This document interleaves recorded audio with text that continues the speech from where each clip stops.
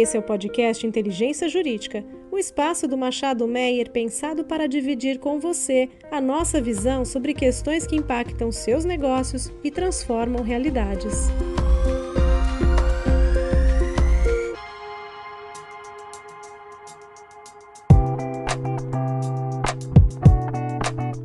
Olá, pessoal, sejam bem-vindos ao podcast Inteligência Jurídica. Eu sou Daniela de Pontes Andrade, advogada sênior do time imobiliário. Para o papo de hoje, tenho o prazer de receber Rodrigo Marinho, sócio do nosso time de Direito Tributário, para um debate sobre responsabilidade solidária e legitimidade passiva do credor fiduciário no pagamento de IPTU de imóvel objeto da alienação fiduciária. Olá a todos e todas, é uma satisfação enorme estar aqui com vocês mais uma vez, desta vez com a Daniela, para tratar de um assunto de uma interseção entre o direito imobiliário e o direito tributário. Então, a satisfação está com você, Dani.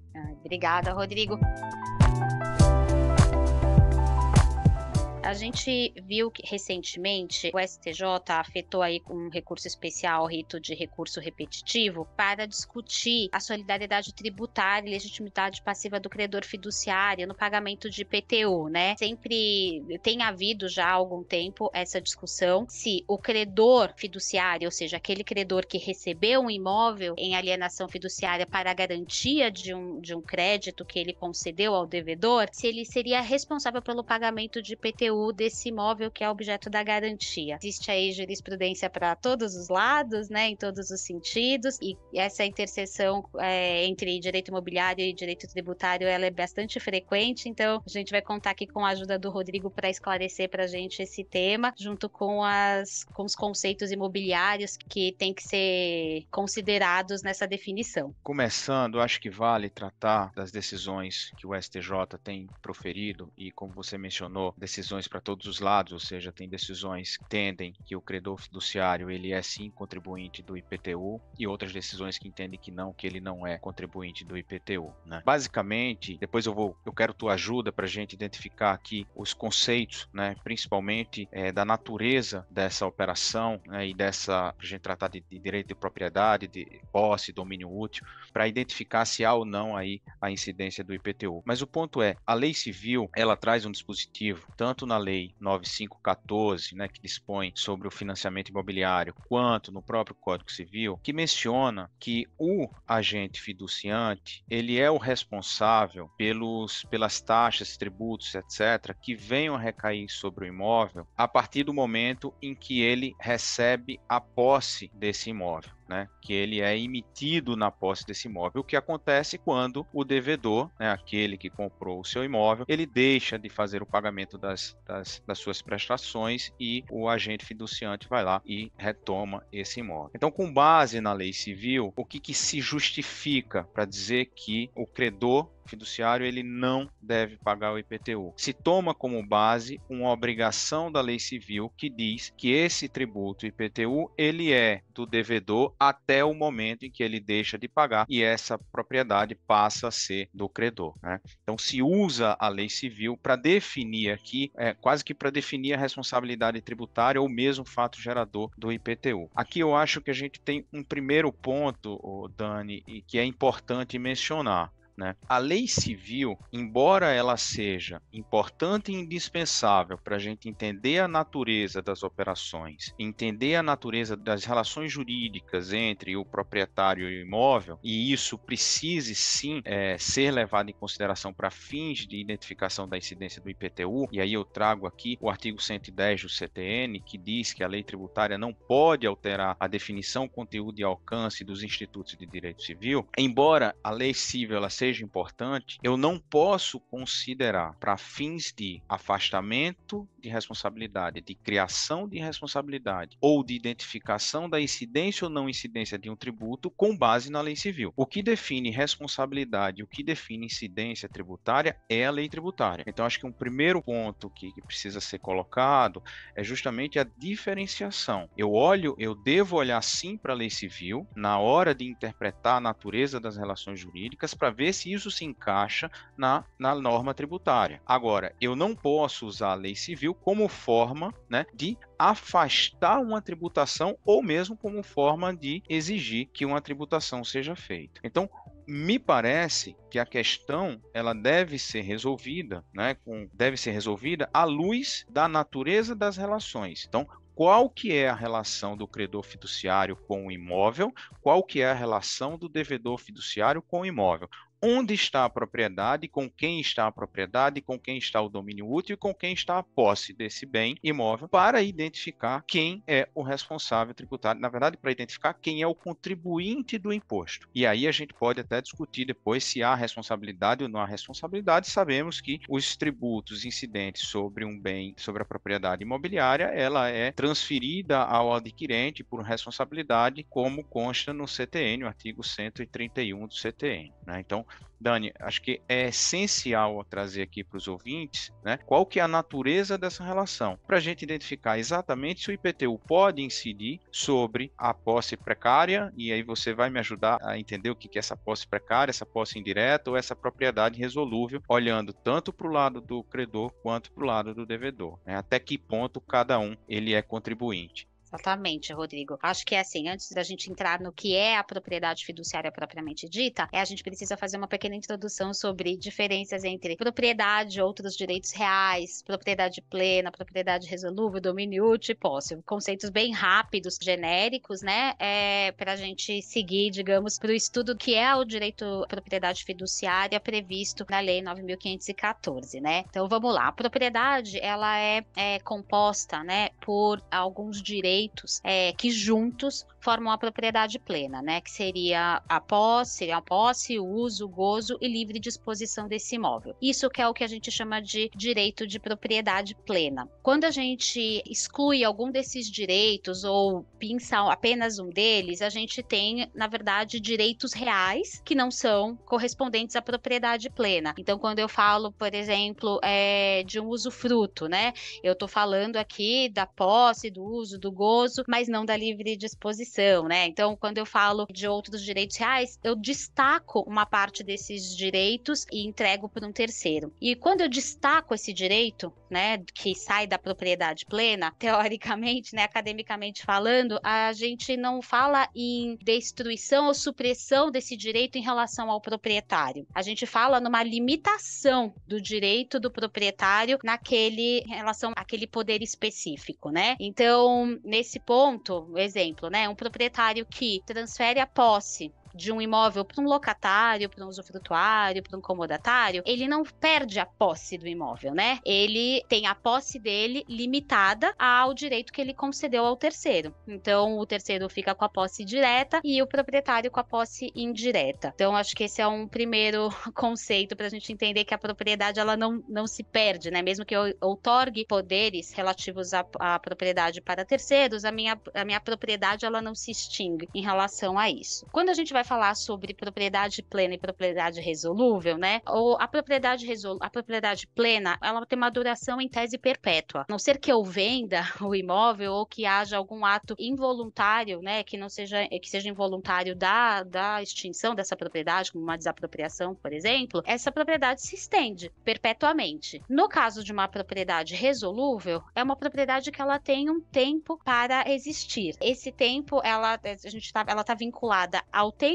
ou à existência de uma condição, né? Que a gente chama de condição resolutiva. Então, olha, no caso da propriedade fiduciária, eu me torno proprietário fiduciário de um bem que é me dado em garantia e vou perder este direito de propriedade se e quando a dívida for devidamente paga ao final lá do prazo concedido para o devedor. Então, essa basicamente é a principal diferença se eu tivesse que falar entre propriedade plena e propriedade resolúvel genericamente, né? Quando a gente vai falar de posse, né? Eu expliquei um pouquinho aqui a questão da posse, que a gente tem o desdobramento da posse, que pode ser direta ou indireta, uma não anula a outra, uma não exclui a outra, né? E geralmente aquele que detém a posse direta é que detém o poder econômico de uso do imóvel. né? Acho que esse é um ponto também importante. O domínio útil é um direito real, porque ele não compreende todos os poderes da propriedade plena. Que poder que ele não compreende? O poder de livre disposição do imóvel, né? Então, quando a gente fala de usufruto, quando a gente fala de aforamento, tem alguns direitos que não contêm essa questão da livre disposição, por isso são denominados domínio útil. Então, acho que feita essas diferenças aí sobre o que é posse, o que é propriedade plena, propriedade resolúvel, aí eu posso entrar agora para contar um pouquinho sobre a propriedade resolúvel, né? Que a gente tem, na verdade, duas correntes aí sobre o entendimento do que seria essa propriedade resolúvel, né?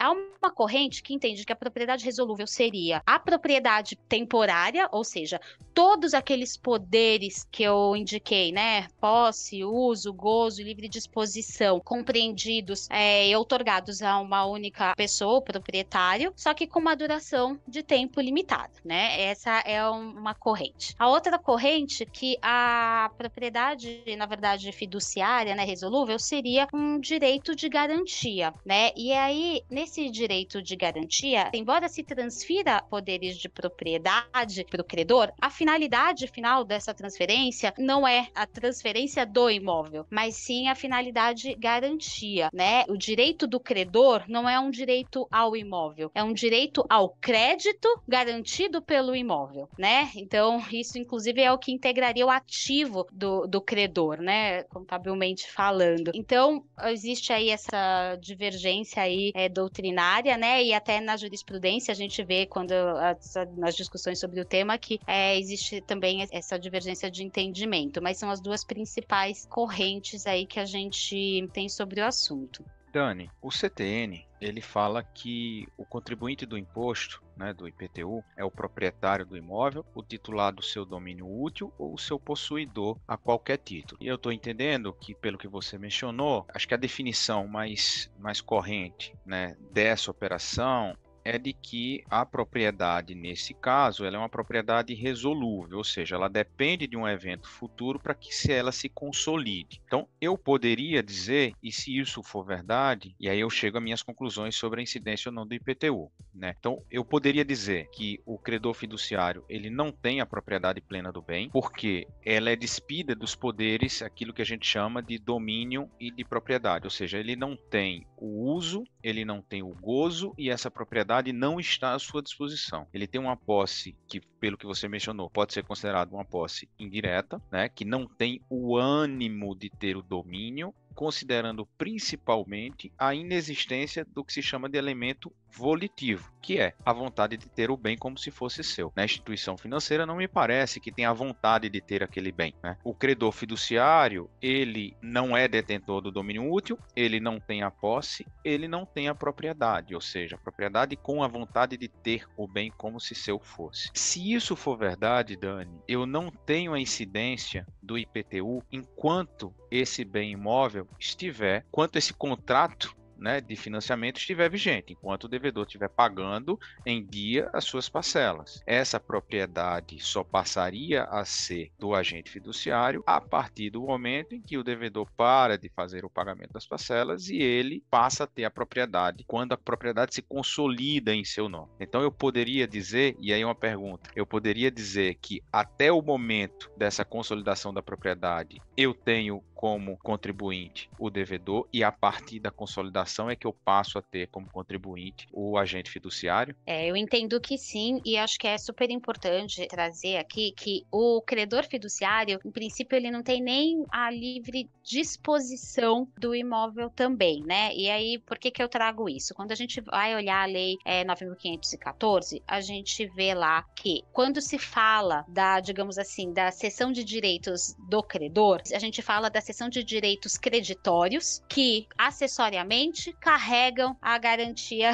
consigo. Quando a gente vai falar da cessão de direitos do devedor fiduciante, é diferente. A gente fala dos direitos que o devedor fiduciante detém sobre o imóvel, que na verdade é uma expectativa aí de direito de propriedade, né? Um direito real, de caráter real, que traz essa expectativa. Então, acho que esse é um primeiro ponto. Quando a gente lê vários trechos da lei 9.514, posse, a gente identifica, por exemplo, que se transmite a propriedade com escopo de garantia. Isso está expressamente previsto já no primeiro artigo da lei que trata sobre a alienação fiduciária. A gente tem artigos expressos dizendo que a livre disposição deste imóvel é do devedor fiduciante, né? A gente também tem a indicação de que é uma obrigação do credor fiduciário, uma vez inadimplida a dívida e ainda que consolidado o imóvel em seu nome, é uma obrigação dele levar esse imóvel à asta pública.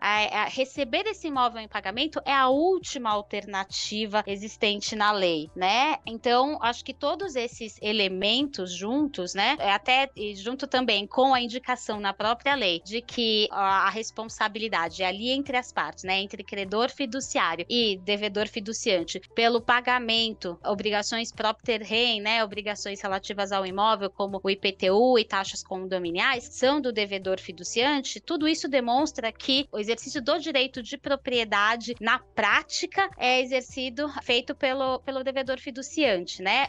E todos os direitos que o credor fiduciário detém sobre o imóvel são relativos à garantia mesmo. Então, eu concordo, sim, Rodrigo, que a gente pode falar aqui que é uma natureza de garantia, embora a gente fale de transferência de propriedade, né, fiduciária, o espírito da lei, o conceito por trás de toda a legislação é garantia, finalidade de garantia.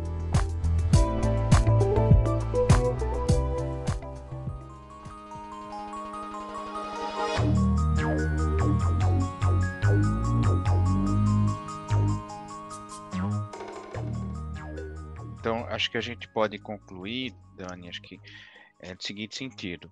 A lei civil, quando fala das obrigações de devedor fiduciário e credor fiduciário, ou seja, quando define ali quem que é responsável pelo pagamento de que e o período em que cada um é responsável, essa lei ela serve tão somente para fixar as obrigações de direito privado entre aquelas duas partes, de modo que se uma tiver que pagar em nome do outro, ela pode, com ação regressiva, reaver esses valores, mas nunca para definir a responsabilidade ou incidência do IPTU nesse caso, né? Então, diante disso, analisando a natureza jurídica dessas relações, o que a gente pode dizer é que, antes da consolidação da propriedade, ou seja, antes que o devedor deixe de pagar e essa propriedade passe a ser de forma plena do agente fiduciário, o agente fiduciário não pode ser considerado contribuinte do IPTU, né? Porque ele não tem as características, a relação não dá as características de propriedade, posse e domínio útil a ele. Isso é do devedor. A partir do momento em que ele tem a consolidação da propriedade, aí sim eu posso considerar contribuinte do IPTU. Agora, uma coisa bem importante, Dani, só para a gente finalizar, eu sei que está chegando o tempo, mas uma coisa bem importante. Isso não significa que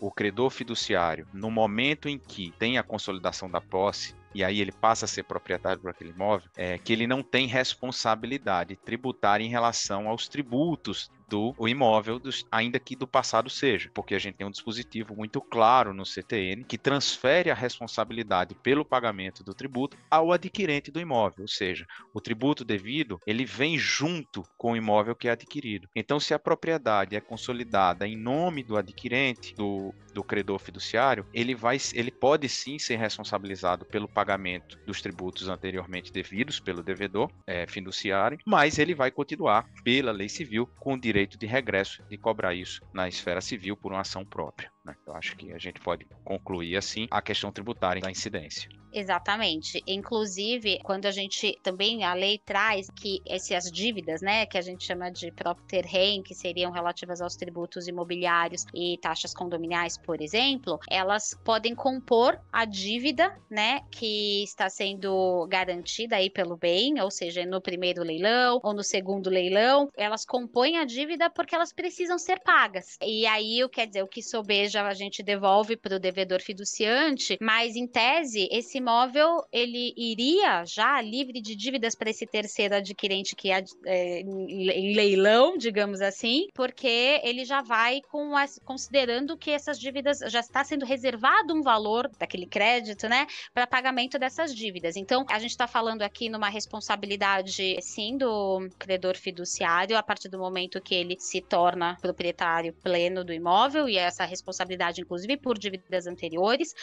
Na prática, ele vai vai descontar isso do valor que ele conseguir arrecadar em asta pública, e se obviamente ele não conseguir vender esse imóvel em asta pública e ele receber esse imóvel em pagamento da dívida, obviamente ele vai assumir essas dívidas anteriores também.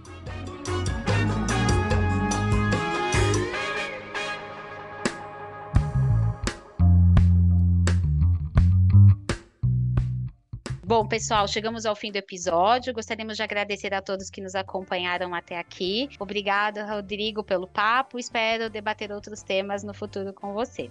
Daniela, prazer é todo meu, e queria agradecer a você pelo convite e a audiência de todos e todas também. Muito obrigado.